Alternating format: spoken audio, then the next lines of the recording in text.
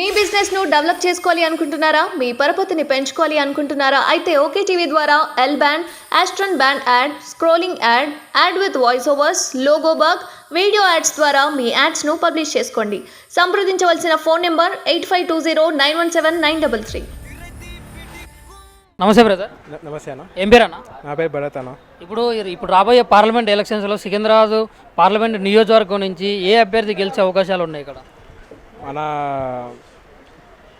ఈ కాంగ్రెసే ఎక్కువ ఉంది ఇక్కడ మాత్రం కాంగ్రెస్ సికింద్రాబాద్. మరి ఇక్కడ ఖచ్చితంగా ఇప్పుడు మన బీజేపీ నుంచి కిషన్ రెడ్డి గారు గెలుస్తారు అని చెప్పేసి చాలామంది మాట్లాడుతూ ఉన్నారు. అది కూడా నిజమే. కిషన్ రెడ్డి అన్న కూడా గెలుస్తారని అనుకుంటున్నారు. కాకపోతే ప్రజలు లోపలైతే కాంగ్రెస్ వేయాలని ఉంది ఒకవైపు. కాకపోతే బీజేపీ కూడా మన ఫామ్లోనే ఉంది బీజేపీ కూడా. కానీ ఏంటంటే గాలి ఎక్కడ చేంజ్ అవుతారో స్పాట్లో మనకు చెప్పలేము.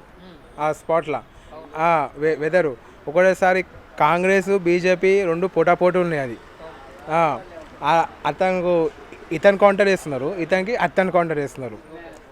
ఇక ప్రజలు ఓవర్ మంచి నాయకుడు వాళ్ళకి తెలుసు, ఎప్పటి నుంచో తెలుసు. వాళ్ళు ఓవర్ వెనుకుంటే వాళ్ళే. మరి ఇక్కడ ప్రస్తుతం ఇక్కడ మన ఎంపీగా ఉండి కిషన్ రెడ్డి గారు చేసినటువంటి అభివృద్ధి ఏంటి? ఇక్కడ కిషన్ రెడ్డి గారు అభివృద్ధి చేసింది చాలా ఉన్నాయి అన్న. ఒకటి ఏంటంటే జాబ్ లేని వాళ్ళకు కూడా ఆయన జాబ్ పెట్టించినారు. మన పేద ప్రజలకు కూడా చాలా హెల్పింగ్ చేసినారు. అతను చాలా చేసినారు హెల్పింగ్. మన ఇప్పుడు కాంగ్రెస్ ప్రభుత్వం మన ఈయన ఉన్నారు కదా, మన సీఎం ఆయన కూడా బాగానే చేసినారు. So both people is a same good persons. So ఏంటంటే ఆయన ప్రజలు ఏంటంటే చిన్న కన్ఫ్యూజన్. మన కిషన్ రెడ్డి అన్న చాలా గుడ్ పర్సన్, ఈ అన్న కూడా చాలా గుడ్ పర్సన్. సో ఏంటంటే మనం గెలవాలంటే పక్కా నాకు తెలిసి అయితే కాంగ్రెస్ వస్తుందని నాకు నమ్మకం అయితే ఉంది. మళ్ళీ అంటే కాంగ్రెస్ వస్తుందని ఎట్లా? ఇప్పుడు తెలంగాణలో అధికారంలో కాంగ్రెస్ ఉంది కాబట్టి కాంగ్రెస్ వచ్చే అవకాశం ఉందని అట్లా చెప్తున్నారా? లేకుంటే ఖచ్చితంగా ఇప్పుడు కాంగ్రెస్ అభ్యర్థి మన దానం నాగేంద్ర గారు చేసినటువంటి అభివృద్ధి పనులు చూసి చెప్తున్నారా? అన్న అభివృద్ధి పని చూసి చెప్తున్నాము. ఏదో ఫేక్ అన్న ఇది చేసిన అని చేసిన అది గారు. అన్న is a genuine. Danam Nagender అన్న చాలా చేసినారు అప్పట్లో కూడా చాలా చేసింది. కానీ అవి కొంతమంది చెప్పినారు, కొంతమంది ప్రజలు నెగిటివ్ లేక చెప్పినారు. అది ఎందుకు చెప్పినారో నాకు కూడా తెలియదు. సో ఏంటంటే దానం నాగేందర్ అన్న చేసింది చాలా ఉన్నాయి. ఆయన చెప్పుకోలేనట, ఆయన లెవెలే అలాగుంటారు. దానం టీఆర్ఎస్ నుంచి మరి పద్మారావు గౌడ్ గారు కూడా నిలబడుతున్నారు కదా, ఆయన కూడా చాలా సీనియర్ నాయకులు, ఇప్పుడు ప్రస్తుతం ఎమ్మెల్యేగా కూడా గెలిచారు. మరి పద్మారావు గౌడ్ గారు మాత్రం గెలిచే అవకాశం ఉందంటారా ఇక్కడ సికింద్రాబాద్ పార్లమెంట్ నియోజకవర్గం నుంచి? పద్మారావు అన్న కూడా చాలా మంచిది. ఆయన ఎప్పటి నుంచో గెలుచుకుంటూ వస్తున్నారు. కానీ ఛాన్సెస్ ఏమో నాకు అంతగా అనిపిస్తలేవు అన్నవి అయితే. ఎందుకంటే ఇక ప్రజలు చేట్లు ఉంటారు. అది ఇప్పుడు ఎవరు మంచి నాయకుడు వాళ్ళే సెలెక్ట్ చేసుకుంటారు. ఇప్పుడు రాజాసింగ్ ఎమ్మెల్యే గోషమే రాజాసింగ్, ఆయన గెలవాలా అని చాలామంది డౌట్ ఉండే 50-50. కానీ మేము ఆయన ఖచ్చితంగా గెలిచాలని 100% ఉంది. ఎందుకు? ఆయన చేసిన మంచి పనుల వల్ల ఆయన గెలిచినారు. వీళ్ళు కూడా మన దానం నాగేందర్ అన్న, కిషన్ రెడ్డి అన్న, పద్మ అన్న ప్రజలకి ఓవర్ నచ్చితే వాళ్ళకే ఓటేస్తారు పక్క అనేది అయితే మనం ముందే అంచనా అయితే వేయలేము. కానీ ఎవరో ఒకరు అయితే ఖచ్చితంగా గెలుస్తారు. మన చేతిలో లేరు, అది ఆ దేవుని చేతిలో, మన ప్రజల చేతిలోనే ఉంది. అది ఆ రాత. ఈజ్ ఏ గుడ్ పర్సన్, ఎవరికైనా రావచ్చు. అది నువ్వైతే ఎవరికి సపోర్ట్ చేస్తావు మరి? కాంగ్రెస్కా, బీఆర్ఎస్కా, లేకుంటే బీజేపీకా? అన్న ఒక్క నిమిషం మీరు ఏమనుకోండి, ఒక చిన్న మాట. రాజకీయం ఒక్క నిమిషం పక్క పెడదాం. మన యూత్ దిక్కేంచి వస్తాం. రాజకీయ నాయకులు 5 years 10 years వస్తారు పోతారు ఒక మాట. కానీ యూత్ పరిస్థితి ఎట్లున్నా అంటే చాలా దారుణంగా ఉంది. యూత్ పరిస్థితి ఎట్లా అంటే డిగ్రీ ఉన్న వాళ్ళకే జాబులు, బీటెక్లు ఉన్న వాళ్ళకే జాబులు, ఎంటెక్ ఉన్న వాళ్ళకే జాబులు. మన ఇంటరు అయిపోయినాక డిగ్రీ సెకండ్ ఇయర్ డిస్కనెక్ట్ చేసి వాళ్ళకి ఏంటంటే పైసలు లేక, చదువులు లేక ఇంటర్ ఉన్న వాళ్ళకే ఇట్లా ఆగిపోతుంది కదా. వాళ్ళ పరిస్థితి ఏంటి అని నేను అడుగుతున్నా గవర్నమెంట్కి. ఎందుకంటే నేను ఒక్కరు చాలామంది చెప్పుకోలేకపోతున్నారు బాధ. ఇంటర్మీడియట్ పాస్ ఉన్నోళ్ళు కనీసం ఏమైనా జాబులు వస్తాయేమో అని మాకు ఆశ ఉన్నాయి. ఆన్లైన్లో చూద్దామంటే అన్నీ ఫుల్, ఆఫీస్లోకి పోదామంటే ఇప్పుడు లే తమ్ముడు మొన్నరా అయిపోయినాయి అని అంటారు. పోనీ అవుట్ సోర్సింగ్ కూడా దొరుకుతాయేమో దయ వల్ల. ఇప్పుడు రేవంత్ రెడ్డి అంటే వచ్చిండు.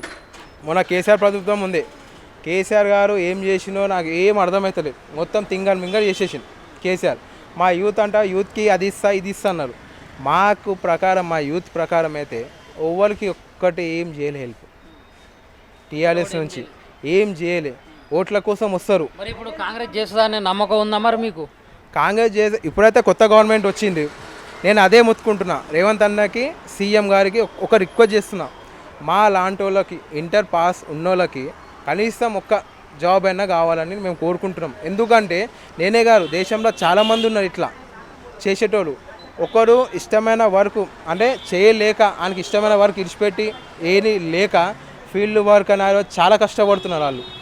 సో మా లాంటి ఒక్క జాబ్ అనేది ఉంటే ఈ కాంగ్రెస్ ప్రభుత్వం కరెక్ట్. అన్న ఇచ్చినారు అన్న రేవంత్ రెడ్డి అన్న జాబులు అయితే ఇచ్చినారు. కాకపోతే డిగ్రీ ఎంటెక్ వాళ్ళకి ఇచ్చినారు. కానీ ఏంటంటే ఎడ్యుకేషన్ బట్టి గారు టాలెంట్ బట్టి ఇవ్వండి అని నేను అంటున్నా. ఎడ్యుకేషన్ అంటే చాలామంది దగ్గర ఉంటుంది ఎడ్యుకేషన్, టాలెంట్ అంటే కొంతమంది దగ్గర ఉంటుంది. మొన్న ఒక కంపెనీలోకి పోయినా, పోతే సార్ డిగ్రీ లేనని చెప్పిన. అతను ఏమన్నా అంటే నాకు డిగ్రీ ఉన్నోళ్ళే కావాలి పర్టికులర్గా, ఇంటర్ వద్దంటే టాలెంట్ చూడండి సార్ అన్నది. టాలెంట్ మాకు అవసరం లేదు, ఎడ్యుకేషనే కావాలి. అలా ఎడ్యుకేషన్లో చాలామంది, కానీ టాలెంట్ బట్టి ఎంతమంది ఉంటారు చెప్పు.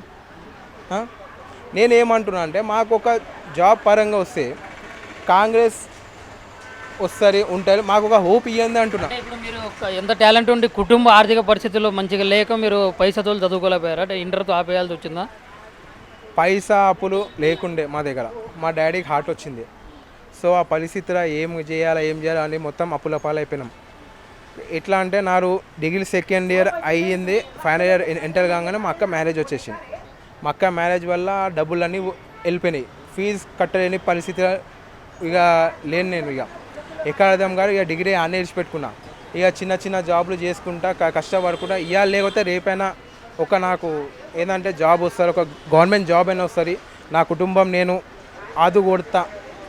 యాక్చువల్ మా డాడీకి కాళ్ళు ఫ్రాక్చరు, హార్ట్ పేషెంట్. ఆయన ఒక్కరు ఎట్లా చేయగలుగుతారు? ఇది నాకు కాకుండా ఇంకో వాళ్ళకి కావద్దనే నా ఆవేదన ఇది.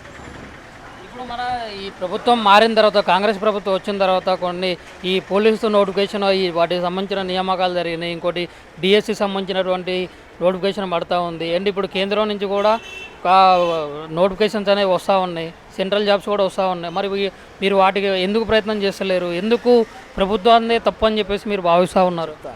నోటిఫికేషన్ పడుతున్నాయి, ఓకే. ఎక్కడ పడుతున్నాయి నోటిఫికేషన్? మొన్న సెంటర్ నుంచి రైల్వే జాబ్స్ పడుతున్నాయి అన్నారు.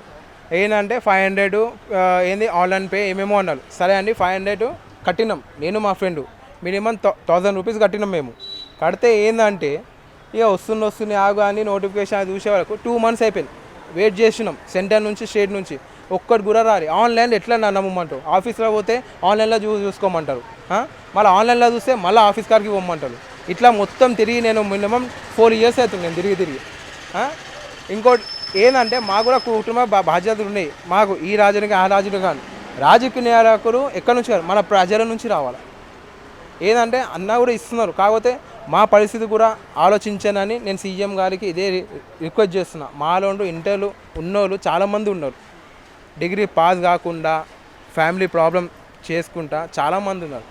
అన్నగారికి అదే నేను రిక్వెస్ట్ చేస్తున్నా, మా లాంటి వాళ్ళకి ఒక్క చిన్న జాబ్ అయినా ఇవ్వండి. మీకు ఇదే గారు లైఫ్ లాంగ్ మేము మీకు సపోర్ట్ ఉంటాం. మా యూత్ మొత్తం ఇక్కడే గారు ఎక్కడ ఏ గల్లీ అయినా దూల్పే, జియాగూడ, ప్రాణపూర్, ఖైరతాబాద్, సికింద్రాబాద్ రేవంత్ రెడ్డి అన్న షాన్ అంటే షాన్ ఉంటుంది. మాకు ఒక్కటి హోప్ ఇవ్వండి. రేవంత్ రెడ్డి అందరు రాజకీయ అందరు కాకుండా అన్న కూడా ఒక స్పెషల్ పర్సెంట్ అన్నట్టు. నాకేం లేదు, అన్న ఒక లేడీకి జాబ్ ఇచ్చినని నేను విన్నా. అన్న ఏంటంటే ఆ లేడీ అన్నతో సహా తిరిగింది, మన పాదయాత్ర చేసిన అన్న చెప్పినట్టే అన్న మాట ప్రకారం ఆ అక్కకి జాబ్ ఇచ్చినారు. అది మాకు చాలా నచ్చింది. ఇంకా అన్న రేవంత్ రెడ్డి అన్న చాలా మంచి పనులు చేసినారు, ఇది చేసినారు. కాకపోతే మా దగ్గర కూడా ఒక్కసారి మా ఏరియాకి వచ్చి ఎంతమంది జాబ్ లెస్ ఉన్నోళ్ళు చూడు మన అన్నకి కూడా.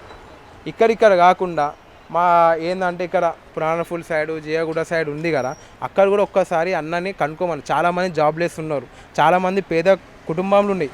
ఒక పూట తిని ఇంకొక పూట తినరోజు కూడా చాలామంది ఉన్నారు.